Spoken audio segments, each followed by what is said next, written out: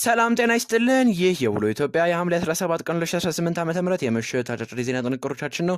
ከዜናው ጋር በረከት ሳምሶን ነኝ። እስከ ዜናው ማብቂያ አብራችሁን ሁኑ። በመጀመሪያም አርዕስተ ዜናዎችን እናስቀድም። በመጀመሪያም ኢትዮ ቴሌኮም በተጠናቀቀው በጀት ዓመት 215.8 ቢሊዮን ብር ገቢ ያገኘው አለ። ስለዚህ የምንመለከት ይሆናል። እንዲሁም የአዲስ አበባ ፖሊስ ለክረምት ወቅት ወንጀሎች ጥንቃቄ እንዲደረግ አሳስቧል። ስለዚህም የምንዳስስ ይሆናል። ከባህር ማዶ ዘገባዎቻችን ደግሞ ሁቲ 2 የሳውዲ ነዳጅ ታንከሮች ላይ ጥቃት አድርሷል። ስለዚህም የምንመለከት ይሆናል።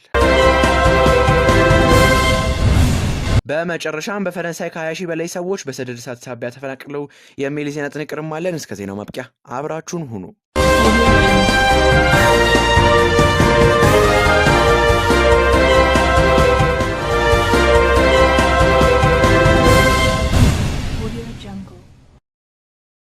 በመጀመሪያም ኢትዮ ቴሌኮም በተጠናቀቀው 2018 በጀት ዓመት 215.8 ቢሊዮን ብር ገቢ አገኘዋል።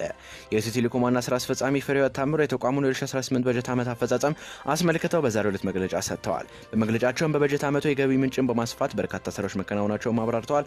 በዓመቱ 215.8 ቢሊዮን ብር ገቢ ማግኘቱን ጠቅሰው በዚህም የእቅድ ውስጥ 99.7 በመቶ ማሳካት ተችሏል ያሉት ከባለፈው ተመሳሳይ ዓመት ጋር ሲነጻጸር የ33.2 በመቶ እድገት ማሳየቱንም ዋና ስራ አስፈጻሚዋ ተናግረዋል።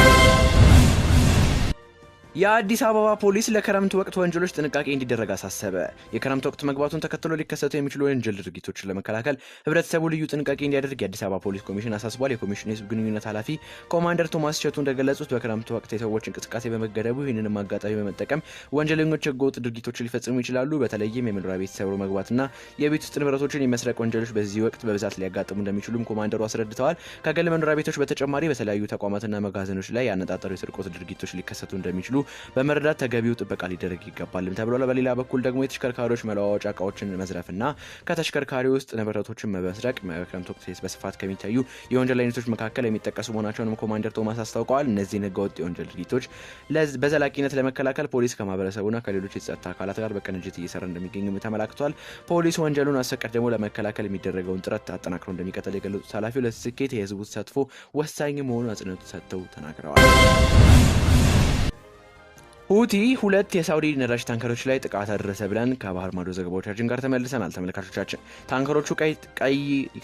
ታንከሮቹ ቀይ ተጭነው ባህርን አቋርጠው ሲጓዙ ነው ጉዳት የደረሰባቸው። ከሆርሙዝ ሰርጥ መዘጋጀት በተጨማሪ ቀይ ባህር ላይ የሚፈጸሙ ጥቃቶች በዓለም ነዳጅ ገበያ ላይ ተጨማሪ ጫና ይፈጥራል የሚል የከፍተኛ ስጋት አጭሯል። በኢራን የሚደገፈው የሁቲ አማጺ ቡድን ሳዑዲ አረቢያን በተደጋጋሚ ሲያስጠነቅቅ ከቆየ በኋላ የመጀመሪያውን ጥቃት ፈጽሟል ሲል አውትሉክ ዘግቧል።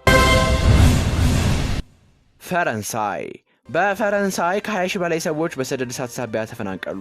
በጊሮንዳ ከፍተኛ ሰደድ እሳት መንቀስቀሱን የግዛቱ አስተዳደር አሳውቋል። እስካሁን 2400 ሄክታር በሰደድ እሳቱ ወድሟል ተብሏል። በሰደድ እሳቱ ሰብአዊ ጉዳት ስለመድረሱ የተገለጸ ነገር የለም። ፈረንሳይ ከወር በፊት በገጠማት የሙቀት ችግር ከ2000 በላይ ዜጎቿ በሞት ተነጥቃለች። ዘገባው የቢቢሲ ነው። ተመልካቾቻችን ለዛሬ ያዝናቸው ልዩ የውሎ ኢትዮጵያ ሐምሌ 17 ቀን 2018 ዓ.ም የምሽት አጫጭር የዜና ጥንቅሮቻችን ይህንን ይመስሉ ነበር። ከዜናው ጋር በረከት ሳምሶን ነበርኩኝ። የደቦል ዜና ፕላስ የቴሌግራም ቻናልን በመቀላቀል ሰፊ ዜና ጥንቅር ያገኙ እንላለን። በሌሎች ዜናዎች እስከምንገናኝ ሰላም።